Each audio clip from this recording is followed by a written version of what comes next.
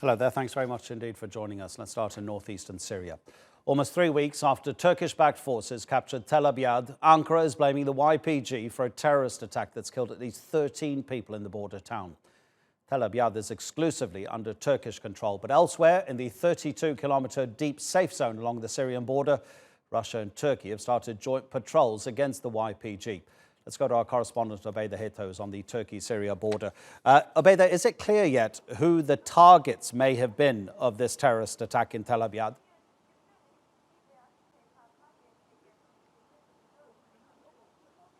Well, this attack happened in a busy marketplace in the center of the city of Tel Abyad. There were people opening their shops. It happened yesterday morning as people were getting ready to start their day, open up their businesses. This is a busy marketplace where people would come to buy their fruits and vegetables and other household goods. People are suspecting that it's the YPG terror group that carried out this attack. It is a clear sign that the security situation in Tel Abyad is still not fully under control. Since the Turkish military has been present in this part of northeast Syria, they've cleared over 400 different kinds of mines, booby traps, and IEDs. They've also found 1 ton of ammonium nitrate, a precursor material used to create some of these bombs that are then used to attack civilians in places like Tel Abyad that happened yesterday. The Turkish military is busy dealing with the security threats while also making sure that the YPG is cleared out from the security zone that it has established over the last month in between Tel Abyad and Ras Al Ain. Today, we're hearing reports of fighting that's continuing south of Ras Al Ain near a city called Tel Tamer, which sits on the M4 highway. And it actually sits on the road that leads to Hasake, which is south of Tel Tamer, as well as the highway that leads to Ceylan Pinar, which is the border crossing to Turkey. This is a very strategic location, and the YPG are still present there. What makes this a little bit more complicated is that the Americans are reported to have come back to some of the bases that they previously left in Syria, especially around Rumeylan and Qahtaniya, east of Raqqa. And this is going to make the situation extremely complicated, as Turkey and Russia are supposed to be patrolling the areas east and west of this zone that has been created by the Turkey-backed Peace Spring operation that started last month.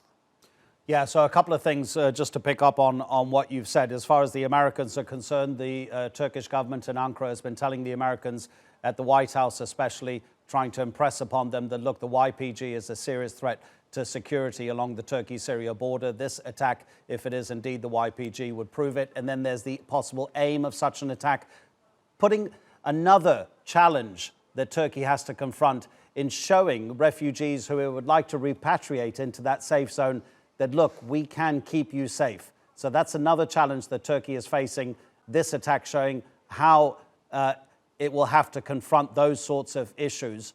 But what about now the cooperation between Russia and Turkey? How much is that going to help?